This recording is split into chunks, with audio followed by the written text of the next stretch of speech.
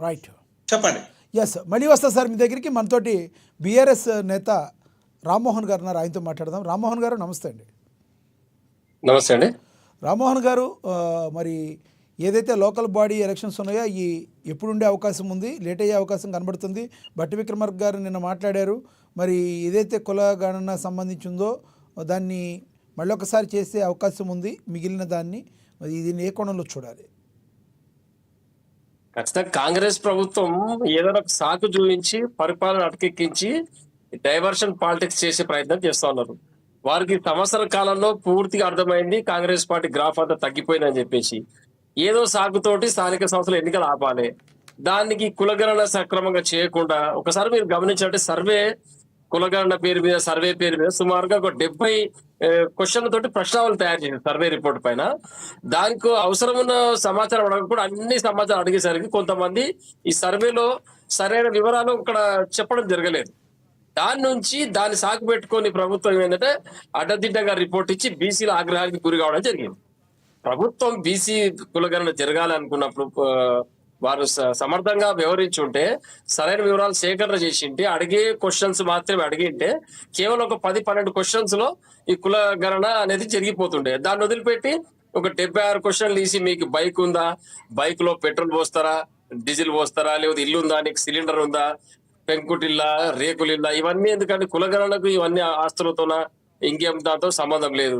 Bank ఉందా, మీకు బ్యాంకులో ఖాతా ఉందా అని అన్ని వివరాలు అడిగేసరికి కొంతమంది భయపడి ఈ ఉన్నాయి లేని చెప్పి కల్పితం చేసే బదులు ఊరుకున్నది బెటర్ అని చెప్పి చాలా మంది ఇందులో పాల్గొనలేదు. దానికి ఈ యొక్క బీసీలకు రావాల్సిన వాటా సరైన వాటా దక్కనందుకు వాళ్ళు ఆగ్రహంగా ఈ రోజు ప్రభుత్వం పైన ఆగ్రహావేశం వెలగక్కుతారు. ఇది వాస్తవం. మరి ఇదే ప్రభుత్వం చిత్తశుద్ధి ఉంటే ఆ రోజు ఆ పెద్ద మేధావి రేవంత్ రెడ్డి గారు నాకు మొత్తం తెలుసు, నాకు ఇంతకుముందు పరిపాలన చేసిన ఏం తెలియదు, అంత వస్తుంది, నేను మేధావిని, నికార్సైన మేధావిని, నేను కరెక్ట్ గా చేస్తా కాంగ్రెస్ ప్రభుత్వం అని ప్రగల్భాలు పలికిన వ్యక్తి మన సమాలోచన చేసి ప్రశ్నావళి ఎట్లా రూపొందించాలి, సర్వే చేసినప్పుడు ఏ క్వశ్చన్లు అడగాలి, సరైన కులం పేరు రాబట్టడానికి ఏ క్వశ్చన్ అడితే ఆయన ప్రేమపూర్వకంగా అడుగుతూ చెప్తాడని విధానం వదిలిపెట్టేసి ఇష్టారీతిన రిపోర్టు తయారు చేసి ఫీల్డ్ మీదకి అందరు పంపించేసి ఎవరెవరు ఏం పని చేసినా మళ్ళీ పరిశీలించడం లేకుండా ఈ రోజు బీసీలకు దక్కాల్సిన వాటా దక్కకుండా చేసి వాళ్ళ ఉసురు పోసుకుంటాడు రేవంత్ రెడ్డి. దీన్ని సాకుగా చూపించి మళ్ళీ నేను సర్వే చేస్తాను, బీఆర్ఎస్ పార్టీ రామ్మోహన్ గారు, బీఆర్ఎస్ పార్టీ బీసీలకి న్యాయం చేసిందా గత 10 ఏళ్లలో? ఎందుకు మరి మీరు బీసీలు దూరం అయ్యారు? ఎందుకు మీరు ప్రభుత్వం అధికారం కోల్పోయారు? బీసీలు ఎక్కడ కూడా టిఆర్ఎస్ పార్టీకి దూరం కాలేదు. రేవంత్ రెడ్డి గారి లాగా మాకు పైన వ్యతిరేకత లేదు.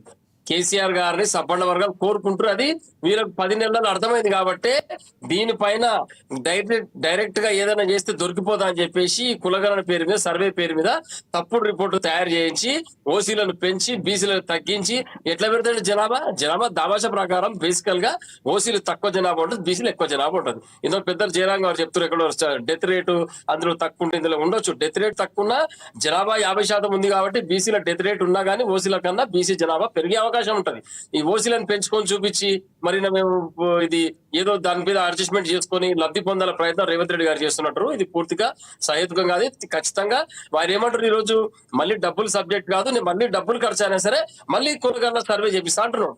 ఈ రోజు రాష్ట్రంలో వడ్డీలు కట్టడానికి డబ్బులు లేవు నా దగ్గర, గత ప్రభుత్వం అంతా నాశనం చేసిపోయింది, నా దగ్గర పైసలు లేవు, రైతులకి ఇవ్వడానికి డబ్బులు లేవు, మహిళలకి డబ్బులు లేవు అని చెప్తున్నారు రేవంత్ రెడ్డి గారు. మళ్ళీ ఎట్లకేం చేస్తారండి సర్వే? కాబట్టి కాంగ్రెస్ పార్టీ పరిపాలన చేయడం పూర్తిగా అటర్ ఫ్లాప్ అయిపోయింది.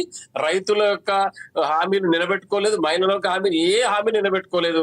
ఆ యొక్క ఇంపాక్ట్ స్థానిక సంస్థల పైన పడుతుంది.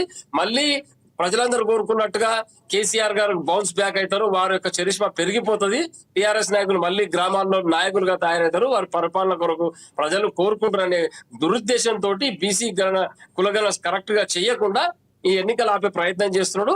ఖచ్చితంగా ఎన్నికలు టైంకు నిర్వహించాల్సింది. ఇమ్మీడియట్ గా లోపాలు ఉంటే బీసీ మేధావులతో మాట్లాడి ఎవరైతే అధికారులు పాలు పంచుకున్న వారితో మాట్లాడి ఇమ్మీడియట్ గా దాన్ని సెటరేట్ చేసి దాన్ని రిజర్వేషన్ వాళ్ళకు అడిగిన విధంగా హక్కు ప్రకారం బీసీలకు రిజర్వేషన్ ఇచ్చి స్థానిక సంస్థలకు పోవాలని చెప్పి బీఆర్ఎస్ డిమాండ్ చేస్తుంది. ఎక్కడ కూడా 10 సంవత్సరాలు కేసీఆర్ పరిపాలన కూడా బీసీలు అణగదొక్కబడలేదు, అణచివేయబడలేదు. రామ్మోహన్ గారు, గత పార్లమెంట్ ఎన్నికల్లో బీజేపీ బీఆర్ఎస్ పార్టీ 2 లోపాయికారి ఒప్పందం చేసుకుని కాంగ్రెస్ను దెబ్బతీసే కుట్రలో భాగంగానే ముందుకెళ్ళాయి కాబట్టే ఆ రోజున 8 వరకు కాంగ్రెస్ పార్టీ ఆగగలిగిందని, రానున్న స్థానిక సంస్థల ఎన్నికల్లో కూడా మరి బీజేపీ బీఆర్ఎస్ ఒక అండర్స్టాండింగ్ కలిపి ముందుకెళ్తాయని అంటున్న ఆరోపణలో వాస్తవం ఉందంటారా, లేదంటే అది ఆరోపణగానే చూస్తారా? అసలు బీజేపీ బీఆర్ఎస్ పార్టీకి మరి ఏ సంబంధం లేకపోతే ఏ రకంగా మాట్లాడుతూ అంటే ఢిల్లీకి వెళ్ళి వస్తున్న కేటీఆర్ పరిస్థితి ఏంటని వాళ్ళు అడుగుతున్నారు, ఏమంటారు? ఒక మాట అండి, ఒక్కడు గుర్తుపెట్టుకోవాలి, రాజకీయాల్లో కూడా లోపాయకర ఒప్పందం ఉండవు, పూర్తిగా బహిరంగమైన ఒప్పందం ఉంటది. కాంగ్రెస్ పార్టీ కూటమి కట్టినా, బీజేపీ పార్టీ కూటమి కట్టినా, టిఆర్ఎస్ పార్టీ పొత్తు పెట్టుకున్నా అది బహిరంగంగా జరుగుతుంది. ఎక్కడ లోపాయకర అవసరం, భయపడే అవసరం ఉంది? రాజకీయాల్లో కూటములు పొత్తులు అనేది సహజం, ఈ సహజమైన ప్రక్రియ కాబట్టి అందులో భయపడాల్సిన అవసరం లేదు. కాంగ్రెస్ పార్టీ ఎవరితోనో పొత్తు పెట్టుకోవచ్చు, బీజేపీ పార్టీ ఎవరితోనో పొత్తు పెట్టుకోవచ్చు, బీఆర్ఎస్ పార్టీ భవిష్యత్తులో అవసరం ఉంటే ఎవరితోనో పొత్తు పెట్టుకునే అవకాశం ఉంటది. దాంట్లో స్వరం లోపాయకర ఒప్పందాలు ఏం మారినట్టుంది జరగవు. బీఆర్ఎస్ పార్టీది. బీఆర్ఎస్ పార్టీ గతంలో మాకు పొత్తుల అవసరం లేదు, మేము సింగిల్గా వెళ్తాం, మా కేసీఆర్ చరిష్మా చాలు అని మీరు ఈ రోజున మళ్ళీ పొత్తు పెట్టుకోవచ్చు అని స్వరం మారుస్తున్నారు. ఎక్కడో తేడా కొడుతుంది. ఏమో కాదంటారా? స్వరం ఎక్కడ మార్చలేదు. మీరు అన్నదానికి నేను సమాధానం చెప్తున్నా. లోపాయకార ఒప్పందాలు ఎక్కడ ఉండవు, పూర్తిగా బహిరంగ ఒప్పందాలే ఉంటాయి. బహిరంగంగా పత్రికా ప్రకటన చేసి మీడియా ముఖంగా పొత్తులు పెట్టుకోవడం జరుగుతుంది. ఇందులో లోపాయకార ఒప్పందం ఎక్కడ జరగదు కాబట్టి దాంట్లో ఎలాంటి ఆలోచించే అవసరం లేదు. ఇప్పుడు రేవంత్ రెడ్డి గారు తన కుర్చీ కాపాడుకోవడం ఢిల్లీ పెద్దకి సాగిల పడుతున్నాడు. మోడీ గారి పేరు మీద నేను కూడా సంఘ కార్యకర్తనే, నేను ఆర్ఎస్ఎస్ ఏబీపీ అని చెప్పుకొని ఆయన ఒక సీట్ కాపాడుతున్న పరిస్థితులు ఆయన ఉన్నాడు. ఇవాళ 26 మంది ఎమ్మెల్యేలు వారి పైన తిరుగుబాటు జెండా ఎగరేసిర్రు.